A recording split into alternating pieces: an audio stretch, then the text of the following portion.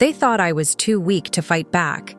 They didn't know I was secretly recording their threats and tracing their theft until I took them to court and won $712,000. My name is Elena Petrova, and the story I am about to tell is not one of a single shattering betrayal, but of a lifetime of quiet erosion. It is the story of how the very people who were meant to be my sanctuary, my mother and my sister, became the architects of my despair, and how I, in the end, had to become the demolition expert of my own life to rebuild it from the ground up. For 38 years, I operated under a fundamental misconception. That family was a bond of unconditional support. I learned through a costly and painful education that for some, family is merely a license to take, a blank check written on the account of obligation and guilt. I was the second daughter, the surprise child born 7 years after my sister Anya. From my earliest memories, the hierarchy in our household was as rigid and unyielding as the marble floors in the foyer of my mother's impeccably decorated home. My mother, Natalia, was a woman for whom perception was everything. She had married well to my father, Alexei, a kind and successful civil engineer, and she had dedicated her life to cultivating an image of effortless grace and affluence. Anya, from the moment she could talk, was the star of this carefully curated production. She was vivacious, charming, and possessed an innate understanding of how to perform for an audience, especially an audience of one, our mother. I, on the other hand, was a quiet child. I found solace in the logical world of numbers and the quiet stories contained within the pages of books. Where Anya commanded attention with a loud, pealing laugh, I observed from the corners of rooms. This fundamental difference in our temperaments was not celebrated as diversity. It was weaponized as a measure of our worth. Anya was the sparkling extrovert. I was the withdrawn bookworm. Anya was socially gifted. I was awkward. Anya was a joy. I was a concern. The pattern of injustice was woven into the very fabric of our daily lives with thousands of tiny, almost invisible threads. I remember one Christmas with particular clarity. I was 10 years old, and for months I had been begging for a specific telescope. It was a serious instrument for a child, with multiple eyepieces and a book on constellations. I had saved my allowance, done extra chores, and presented a detailed handwritten report to my parents on why I needed it. Anya, who was 17 at the time, had casually mentioned she wanted a gold locket. On Christmas morning, Anya unwrapped a delicate, expensive gold locket from a renowned jeweler. Her pile of gifts was a mountain of designer clothing and the latest electronics. I unwrapped my main gift to find a brightly colored plastic planetarium toy that projected blurry stars onto the ceiling. "It's much more fun, Elena," my mother had exclaimed, her voice a little too bright. "You can use it in your room. That other one looked so complicated and serious." My father had caught my eye from across the room, and in his gentle gaze, I saw a flicker of shared understanding, a silent apology. But he said nothing. He never did. This was another cornerstone of the foundation, my father's quiet complicity. Elena Petrova was a brilliant, gentle man who found his peace in the precise calculations of load-bearing walls and the clean lines of architectural drafts. He loved me, I never doubted that. In his study, surrounded by blueprints and the smell of old paper, I was his clever girl, his little engineer. He would show me his projects, explain the physics behind a cantilever, and praise my meticulous nature. But outside that sanctuary, he was no match for the force of nature that was my mother. Confrontation was a language he did not speak. He believed that peace, however fragile and unjust, was preferable to war. So he provided for us lavishly, and in his silence, he enabled the slow, steady poisoning of my sense of self-worth. The disparity only widened as we grew older. When it was time for college, Anya was shipped off to an expensive private university on the East Coast. She majored in a nebulous field called luxury brand management. a course of study that seemed to consist largely of attending parties and cultivating the right social connections. The tuition bills were astronomical, but my mother paid them, without a blink, proud that her daughter was moving in such exclusive circles. I pragmatically chose the excellent state university an hour from home. "It's the smart choice, Elena," my mother had said, patting my hand. "You're so sensible. You don't need all that frivolity. A degree is a degree, after all." I lived at home for the first 2 years to save money, commuting to campus, my life a blur of classes and part-time jobs at the university library. I paid for my own books, my own gas, my own everything.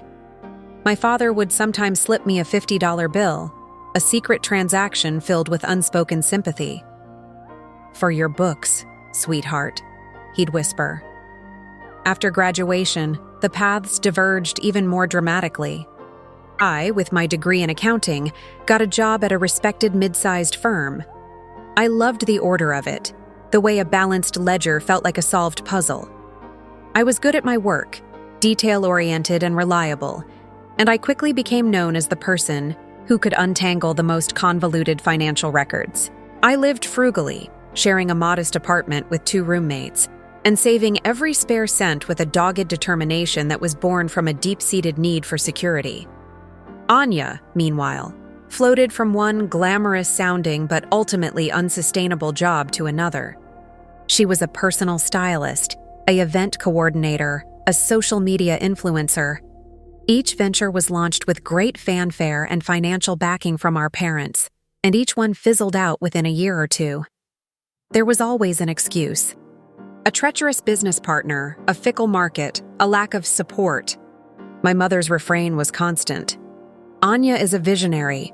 She's just finding her feet. She needs our support, Elena. You're so stable. You don't need the hand-holding." The anchor in my life, the one place where the world made sense, was my father. He was my sanctuary. We had a standing dinner date every Thursday night, just the 2 of us. We would go to a quiet Italian restaurant where the owner knew him by name, and we would talk. He would ask about my work, and his eyes would shine with genuine pride when I explained a complex audit I had managed. "That's my girl," he'd say.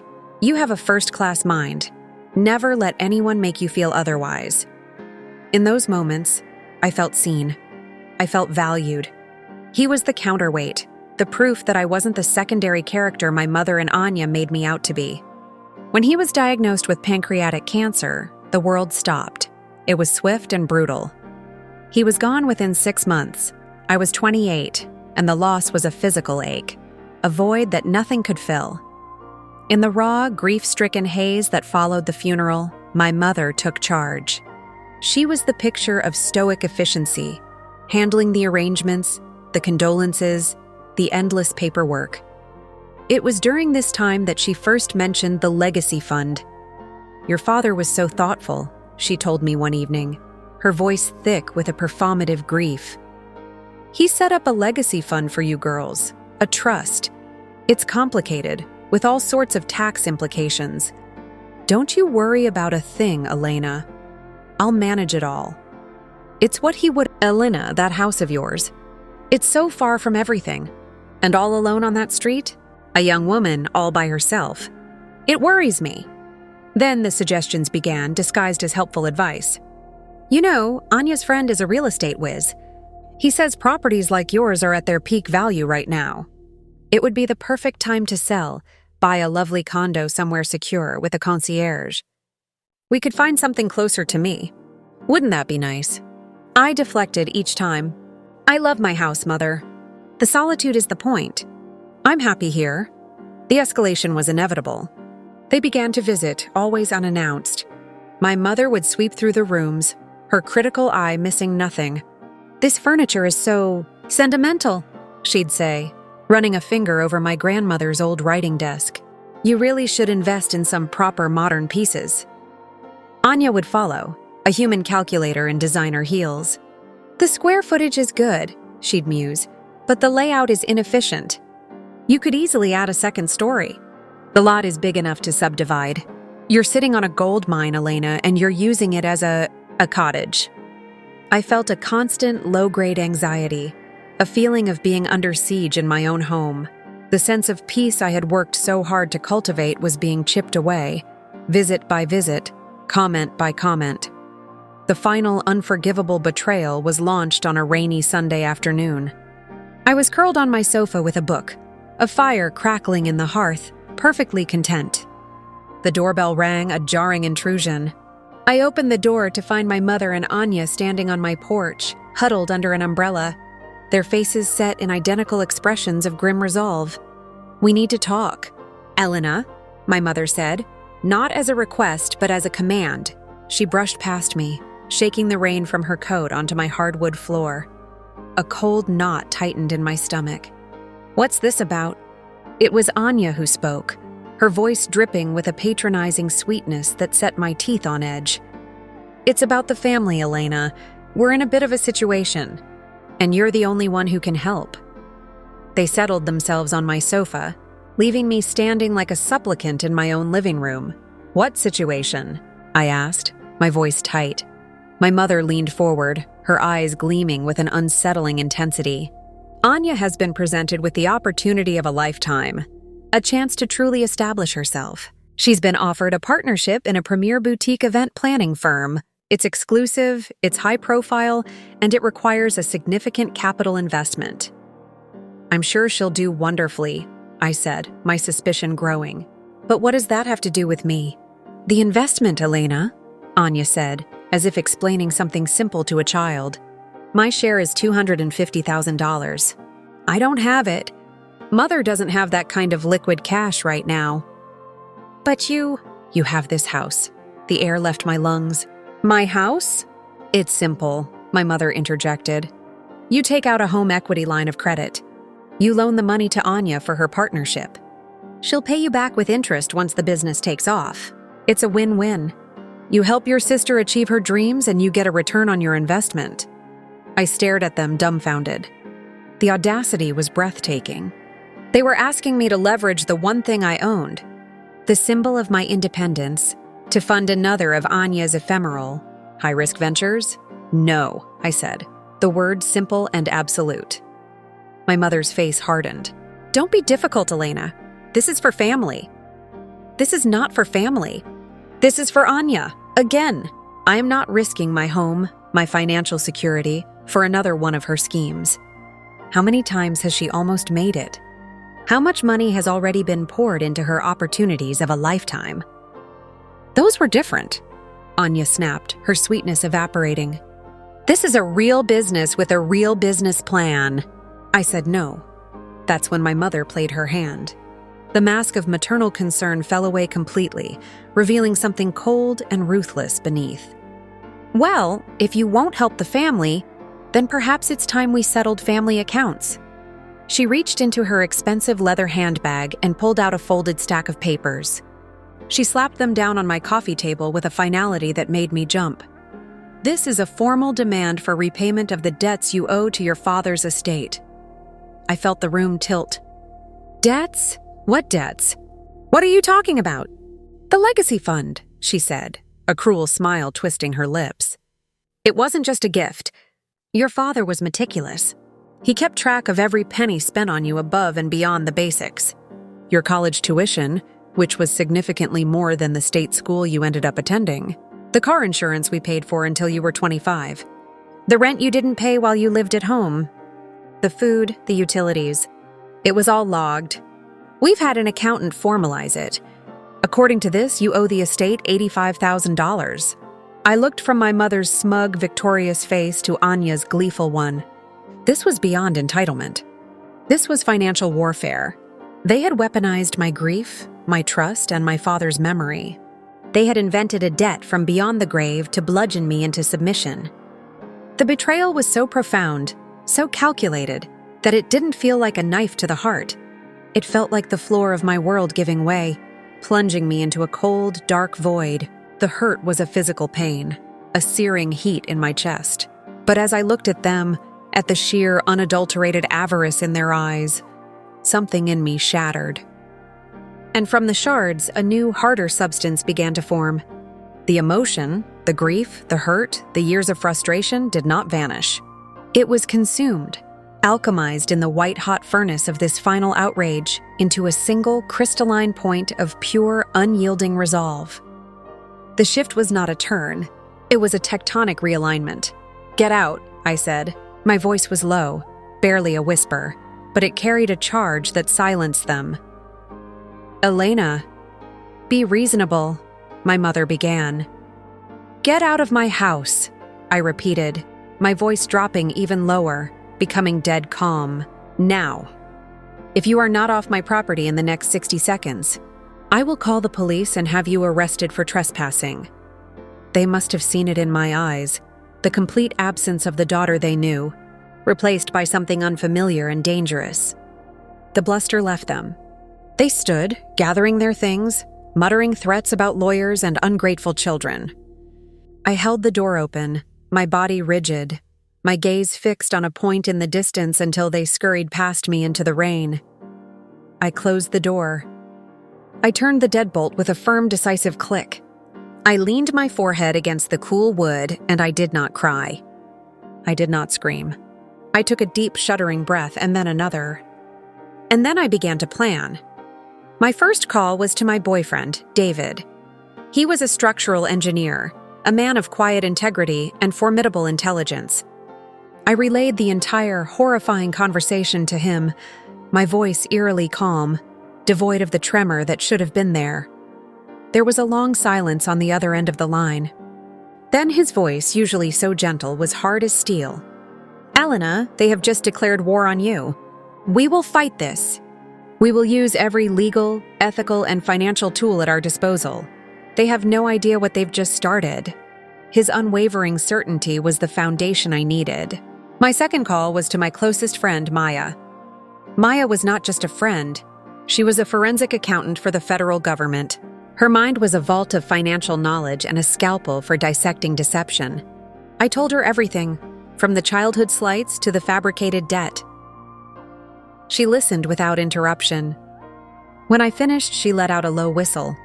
"Elena, this isn't just family drama. This is textbook financial abuse and fraud. The fabricated debt is a common coercion tactic used by con artists and abusive relatives. We are going to take them apart. But we have to be surgical. You need a lawyer, and not just any lawyer. You need a shark. I'm sending you the contact for Samuel Carter at Carter & Associates. He specializes in fiduciary law and civil litigation. He eats people like your mother for breakfast. Call him, now." Samuel Carter's office was in a sleek, modern high-rise downtown. He was a man in his late 50s with a calm demeanor and eyes that missed nothing. He had the patient air of a predator who knew the hunt was inevitable. I sat in the plush chair opposite his desk and laid it all out. I held nothing back. I told him about the lifetime of favoritism, my father's death, my mother's control of the legacy fund, the demand for the home equity line, and the stunning invention of the $85,000 debt. He took meticulous notes, his expression unreadable. When I was done, he set his pen down carefully. "Ms. Petrova, what your mother and sister are attempting is a classic squeeze-out, layered with what appears to be posthumous financial exploitation. The fabricated debt is a blunt instrument designed to shock you into compliance. It is almost always a bluff, but to call that bluff, we need the unvarnished, documentary truth. Our first order of business is to find your father's actual will and the full accounting of his estate. We need to see what this legacy fund really was. The gathering of evidence became my new purpose, a methodical and cathartic process of unearthing the past. With Samuel's legal authority, we petitioned the probate court to unseal the complete records of my father's estate. What we discovered was the first major crack in my mother's fortress. My father's will was clear, concise, and unequivocal. His estate, including his life insurance policy, his investment portfolio, and the proceeds from the sale of his engineering firm, was to be divided into 3 equal shares, one for my mother and one for each of his daughters. There was no separate mysterious legacy fund. The estate was the fund. Furthermore, The will explicitly stated that any funds designated for Anya and me were to be held in trust until we turned 30, at which point they were to be dispersed to us in full.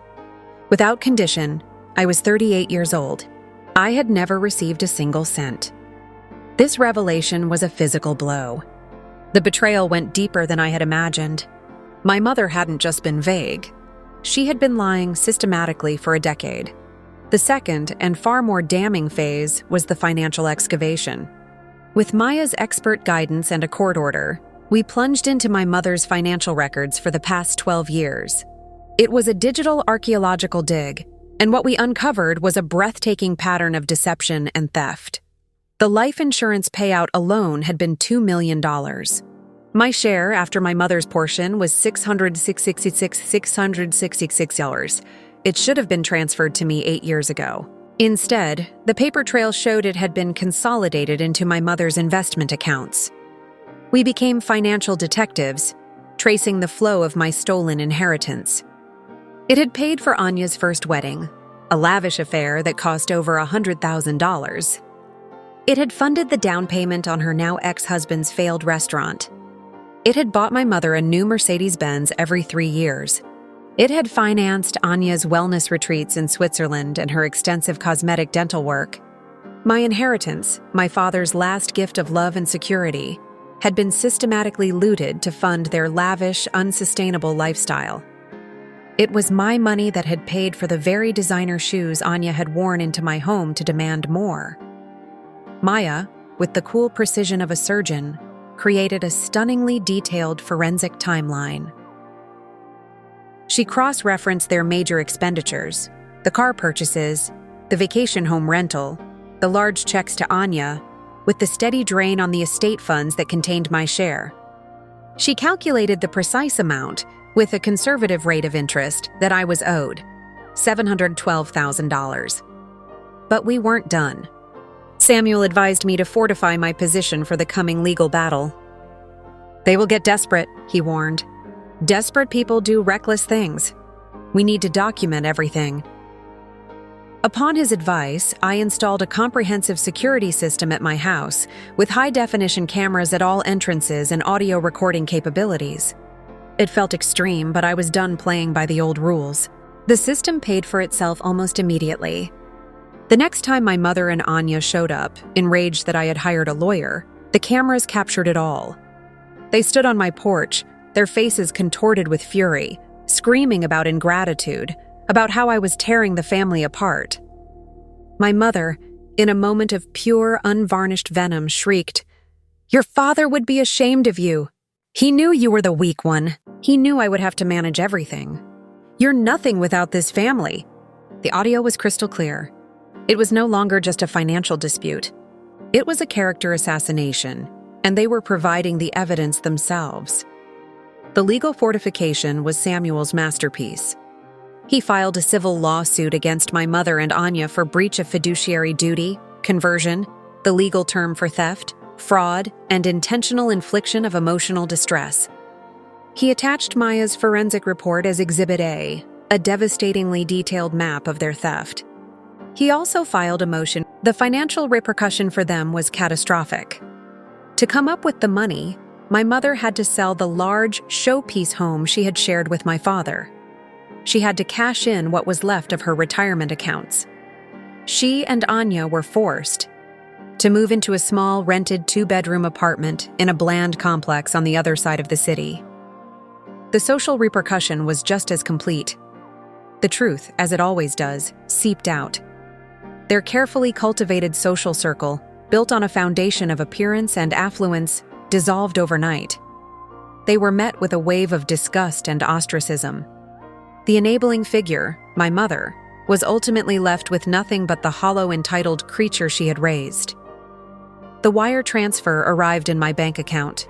The number on the screen felt surreal. It wasn't a windfall. It was a repatriation.